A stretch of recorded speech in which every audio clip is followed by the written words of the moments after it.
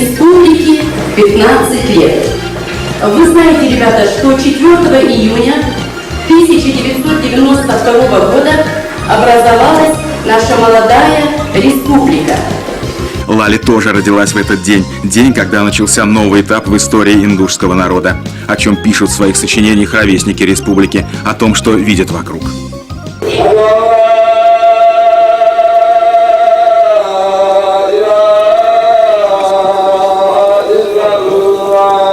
Мы находимся на земле безграничной доброты. Если здесь строится, в мусульманской стране строится православный храм, это есть показатель благополучия. Ну, видно было, что что-то необъяснимое, что-то вот исключительное произошло. Но не знаю я даже, как это объяснить. А это сбруя и газыри. Насечка золотом поставили. Это назывался черный кинжал.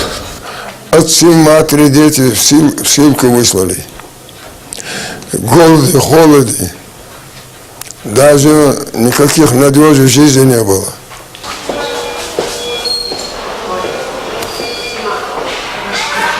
На Кавказе вот такого обороны нет. Да? Вот в данное время в Ниаме, это в Ростове, нужно с ним встретиться. В день открытия центра роженицами готовились стать 5 мам.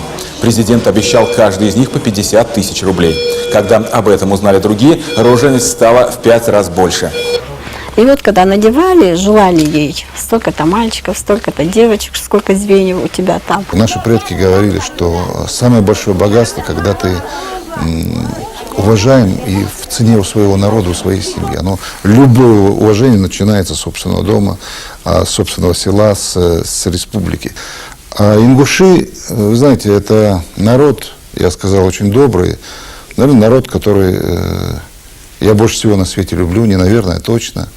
5 лет тому назад, вступая в должность президента Ингушетии, Мурат Зязиков понимал, что одной любви к своему народу, какой бы сильной она ни была, мало для того, чтобы этот народ жил счастливо.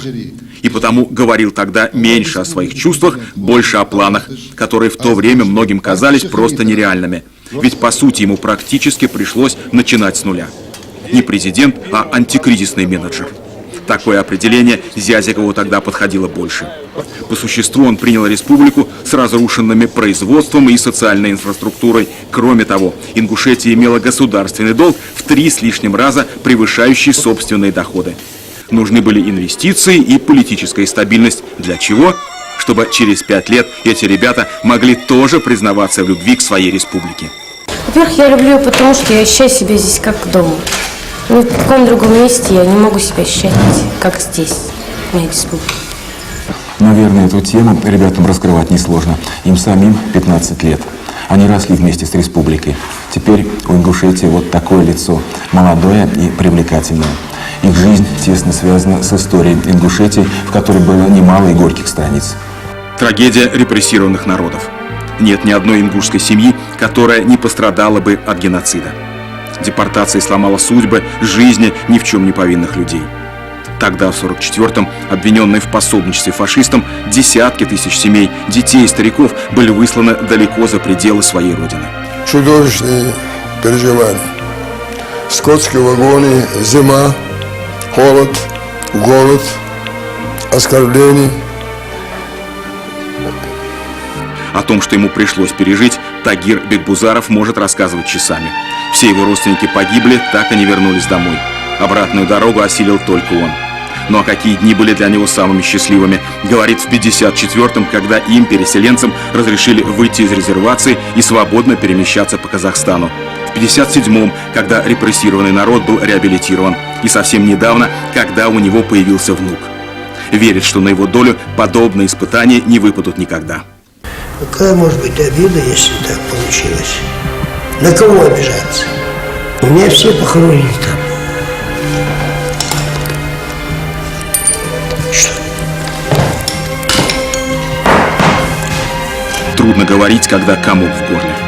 Когда от воспоминаний наворачиваются слезы на глазах. Мурат Полонкоев – народный художник Ингушетии. Его знают на родине и за рубежом. Талантами не обделен. кисточку берет или камень, и всегда у него в итоге произведения искусства получаются. Начал вот строить во дворе башню. Точно такую, как строили предки много веков назад в горах Ингушетии. До сих пор с 7 века там стоят. Служили они народу ингушскому и как жилище, и как защита от врагов.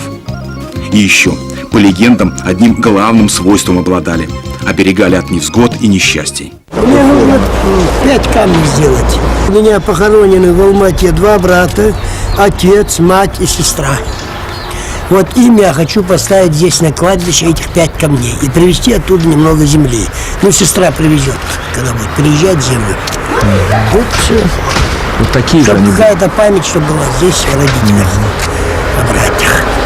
Память о всех жертвах геноцида Мурат уже увековечил. По его проекту на развилке дорог между Назранью и Магасом построен этот мемориал. Это боль, это, конечно, это историческая память, это то, что люди не должны забывать. Есть четкое понимание, что народы, которые проживали в Советском Союзе в тот период, очень многие тоже пострадали.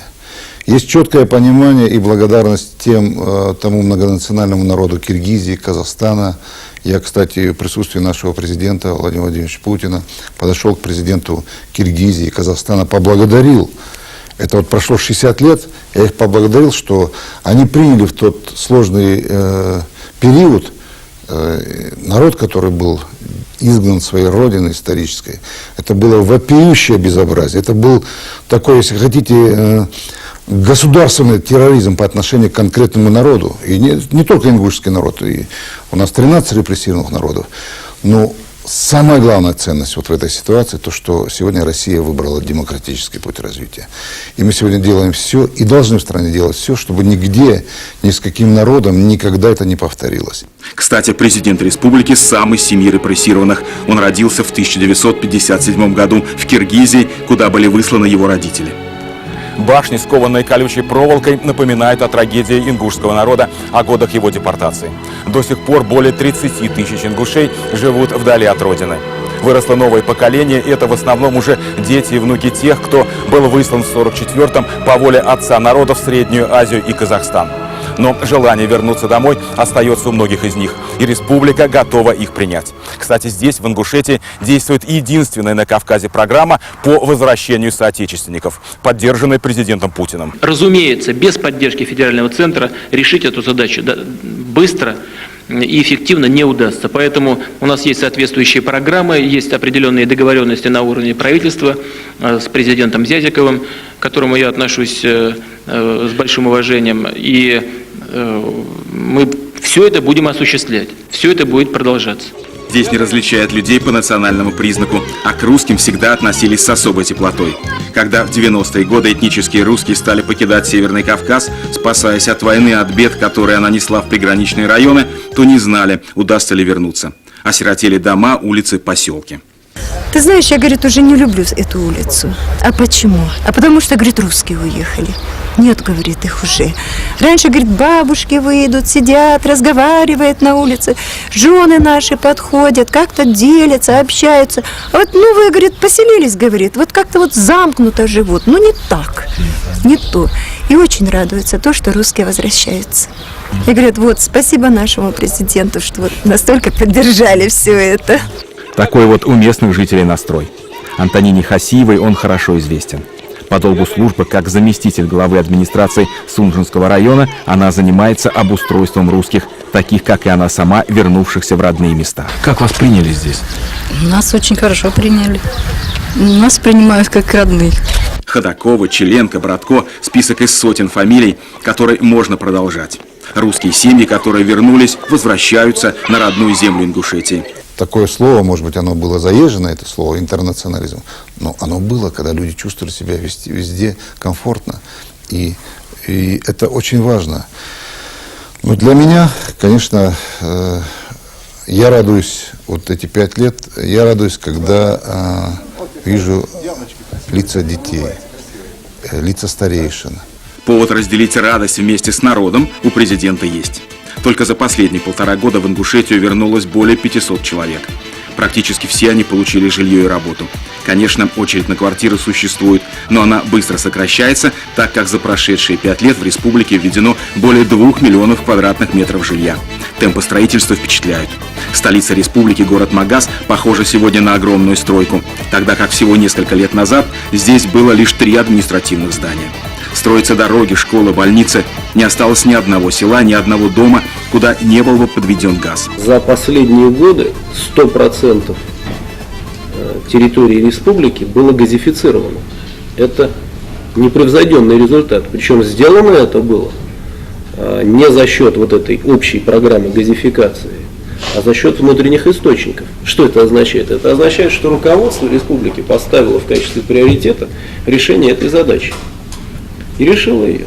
Когда в 2002 году президентом республики был избран Мурат Зязиков, по темпам строительства Ингушетия была на 86-м месте среди российских регионов, а теперь поднялась на 25-е.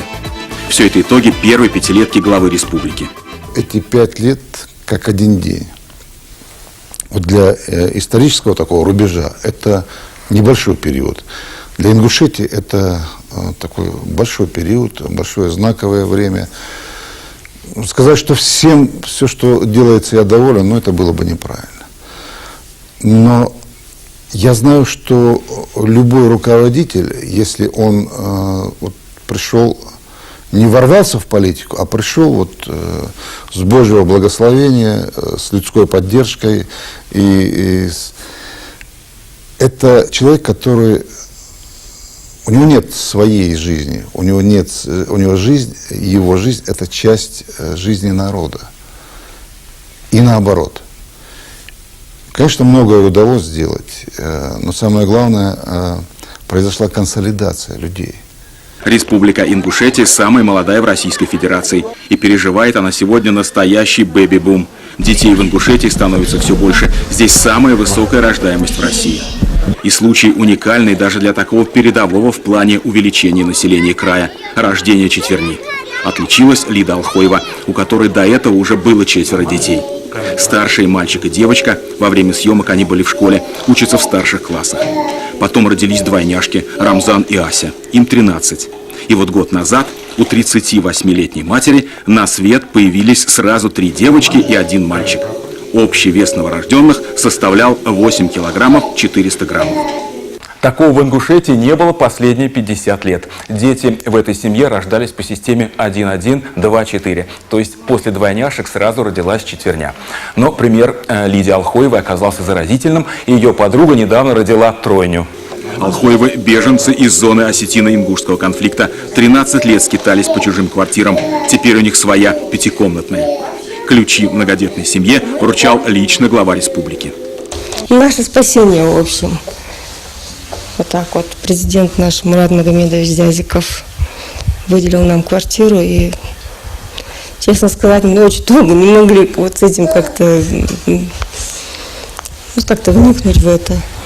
Вот понять, что вот произошло это на самом деле. Вопрос демографической ситуации тоже, что это вопрос не просто там количество детей, сколько где появилось, а вопрос национальной безопасности. Россия, она всегда отличалась тем, что она была многонациональной, многоконфессиональной и многодетной.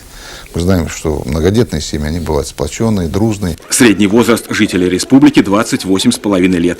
При этом в Ингушетии самая высокая продолжительность жизни – почти 80 лет. У меня спрашивали, вот я был за рубежом во многих поездках в составе государственной делегации. Ну, всегда возникает вопрос, когда речь заходит о инвестициях, когда мы... Конечно, я все рассказываю, нашу сырьевую базу, про нефть говорю, там, про стройиндустрию, про агропромышленный комплекс.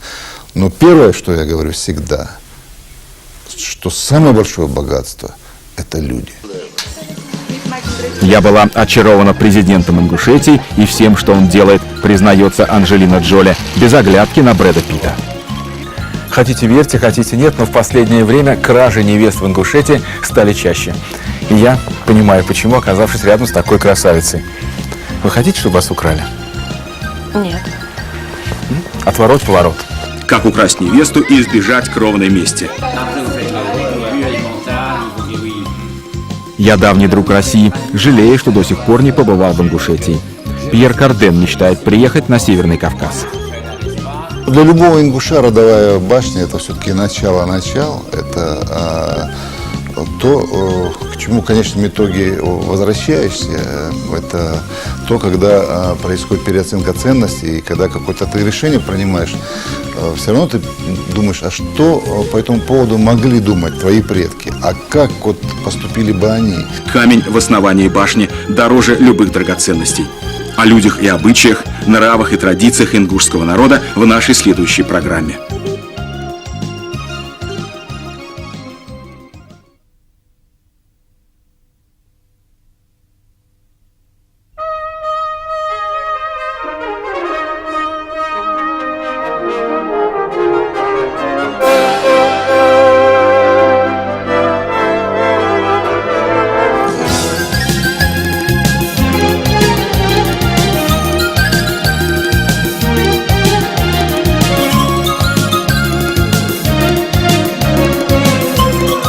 Юные литераторы, экономисты, математики, модельеры, музыканты.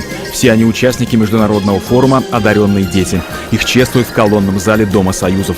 Из одной только Ингушетии 58 детей. Ровно столько талантов и надежд. Больше всех. Наверное, потому что республика сама очень молода. В эти дни она отмечает свое 15-летие. Мы были в номинации хореографический, а номер был танец башлыком. Раньше девушки дарили парням башлык, вязали сами и дарили парням. Я заняла гран-при в номинации «Литературный салон» глаголом «Сжечь сердца людей». Этот форум заставил нас поверить в то, что мы действительно будущее России, что от нас зависит будущее нашей страны и жизнь дальнейших поколений. Я их принимаю как национальных героев. Вот, понимаете, как национальных героев России и Ингушетии. Если спрашивают вот у кого-то, что такое счастье, вот как вы это понимаете, вот для меня это сегодня, как для регионального руководителя, это большое счастье. То, что вот мои сегодня детишки с республики, они сегодня на этой такой главной сцене представляют Ингушетию. Они сегодня еще раз заставляют говорить о самом молодом субъекте Российской Федерации и говорит о том, что у нас большое будущее. Большое будущее вместе с Россией, которое неотделимо от прошлого. Президентский дворец. На крыше реют флаги России и Ингушетии. А вообще первая документальная запись дружественных контактов русских и ингушей относится к 1567 году. Тогда Иван Грозный начал прокладывать дорогу на Кавказ. А в 1744 году Екатерина II повелевает всячески способствовать единению с Россией ингушей как наиболее лояльных и ищущих ее покровительства. А уже через четверть века документ о вхождении в состав государства российского был подписан недалеко отсюда, на склоне Согласия. В марте 1770 года ингушские старшины собрались для подписания документа вблизи селения Ангушт. Кстати, на опубликованных картах России начала 70-х годов XVIII века из всех народов Кавказа, находящихся в составе России, названы только ингуши. Мы сегодня, ингуши, часть российской кавказской цивилизации. И вот это надо помнить всегда. Мы всегда были с Россией. Вот мы будем отмечать 235 лет добровольного вхождения в состав России. Вы обратите внимание на то, что я сказал. Добровольного вхождения. Не присоединения, есть, где большие даты есть, не там покорения или еще чего-то. Добровольного вхождения в состав России. И это для нас, конечно, очень важный момент. И я думаю, что наши предки, они были мудрее нас, и они выбрали единственный путь вместе с Россией, всегда с Россией, и тогда, когда хорошо, и тогда, когда плохо. Вместе и в горе, и в радости ингуши и русские. Об этом тоже говорится в послании потомкам. Капсулу с ним заложили в основание православного храма в станице Орджоникидзевской. Храм возводили всем миром, и неважно, кто какому богу молится. Построили быстро, всего за год. Скоро приступать к внутреннему убранству. Спасибо, что вы участвуете в возрождении одного из храмов. И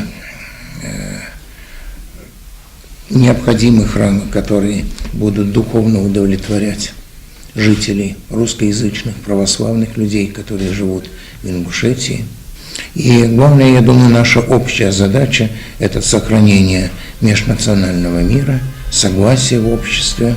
Получилось так, что вот несколько лет назад, как-то вот все говорили о чеченских беженцах, там, о других беженцах, о курдах, там, иногда вспоминали ингушских беженцев, но никто не говорил про русских. Как будто такое ощущение, как будто этой проблемы нет.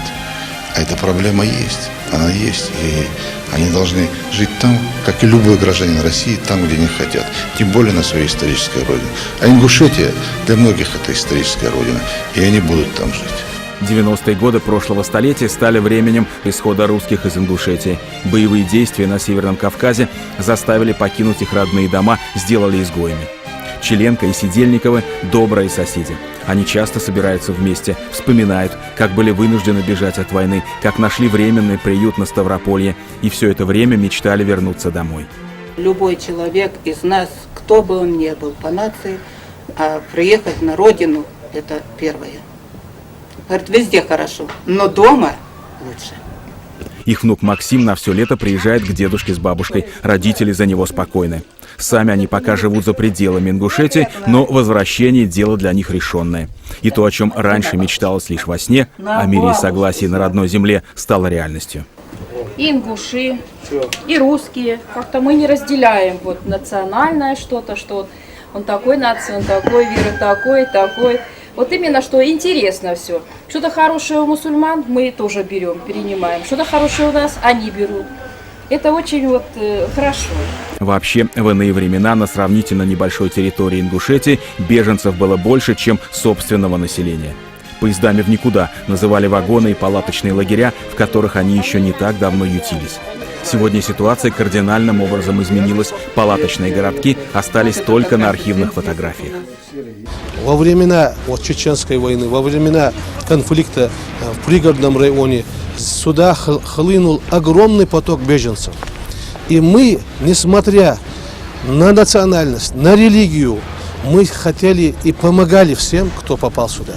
Всех как могли согрели, накормили. Там были и украинцы, и русские, и армяне, и чеченцы, и ингуши.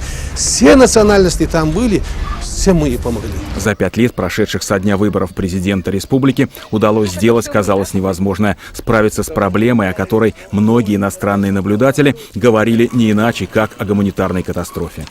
За последние 5 лет то, что произошло, это, конечно же, колоссально. Может быть, в самой республике до конца это не понимают, но то, что мы видим со стороны, для нас эти изменения, они имеют принципиальное значение.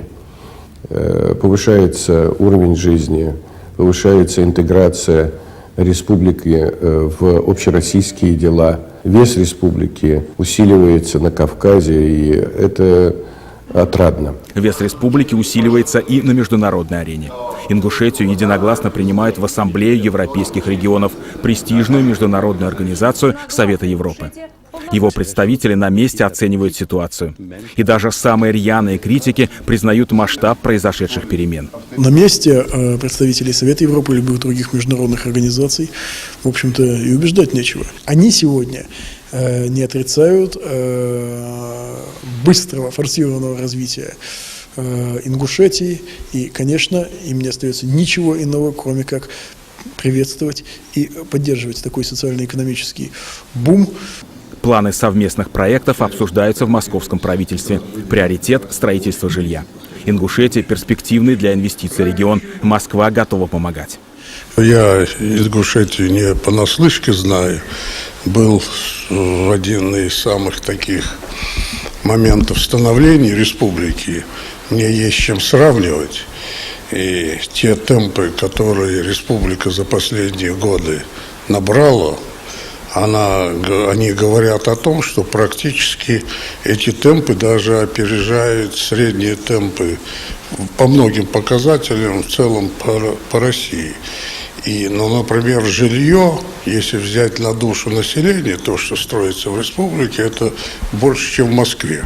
И, конечно, свой опыт в строительстве, который я имею, я постараюсь использовать для помощи республики, для взаимодействия с республикой. Особенно все, что касается решения социальных вопросов. Москва здесь имеет очень большой опыт. Мы строили многие города. И я думаю, что мы с удовольствием и примем участие в работах и в Ингушетии. Только за последнее время в республике построено более 2,5 миллионов квадратных метров жилья. На днях заселены еще 2 необычных дома на 60 квартир. Они возведены специально для преподавателей Ингушского государственного университета. Вообще прирост объема строительных работ в Ингушетии только за первый квартал этого года увеличился более чем на 70% по сравнению с тем же периодом прошлого года. Это самые высокие показатели в стране. Эти данные публикует Росстат в дни, когда республика отмечает свое 15-летие. Звезда Голливуда Анджелина Джоли была приятно удивлена увиденным. Она приезжала с гуманитарной миссией посла доброй воли.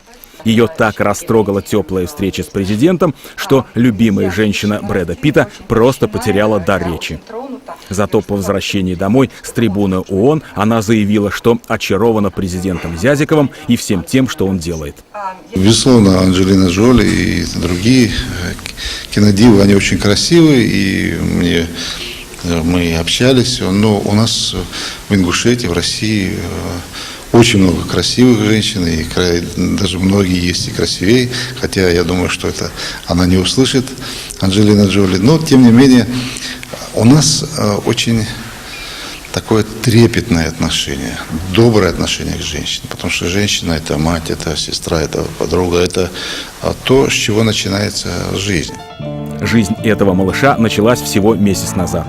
3-й ребенок в интернациональной семье. Николай Галибегашвили – грузин, Ольга Бородина – русская, а жить они приехали в Ингушетию. И, наверное, дорогого стоит, когда русская мать говорит о своих детях так.